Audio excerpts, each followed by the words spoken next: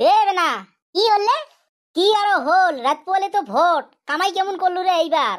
আরে কামাই মানে এলাও মুই কামাই করে পাং নাই বুঝছিস, মোর বাড়ির ভোট কয়টা দাম দর হয়া আছে। আরে মুই চাইছং 500 করিয়ে বুঝছিস, উমরিয়ে দিবে চাই 200 করি, তে মুই না করি দিছং। তে মোর পাছত 2-3টি ক্যান্ডিডেট কিন্তু ঘুটুর ঘুটুর ঘুরি আছে এলাও। এই তোর বাড়ির ভোট কয়টা রে? আরে আমার বাড়ির টোটাল ভোট হইছে 8টা বুঝছিস, তে 8টা ভোটত মুই 4000 টাকা চাইছং। যাই 4000 টাকা দিবেন তাকেই মুই ভোট দিম। আরে তোমার জিপির মেম্বার কয়জন উঠছে রে? আরে আমার জিপির হইছে মেম্বার 4টি, ভোট হইছে 300। আরে ভাই যার ভাগী বংশ বড় তাই জিতিল এইবার। আরে আজিকালি ভাগী বংশর আশা করিয়ে ভোট খেলে লাভ নাই বুঝছিস, আজিকালি ভাই ভাইয়ের মাজত মিল নাই, আর ভাগী বংশর কথাটা বাদ দে। এ কথা হল যার টাকার জোর আছে তারে ভোট আছে। যুগখান বর্তমান ওই রকম হইছে, টাকা জন পাকে মানুষও ওই পাকে। আরে তারে কানে তো মুইও ফান পাড়ি থুসং, যাই টাকা দিবেন তাকেই ভোট দেন। আরে একটা ক্যান্ডিডেট আসিয়ে মোক 3500 টাকা দিবে চাইছে, উইয়েকে দেন বোধহয় ভোট কয়টা।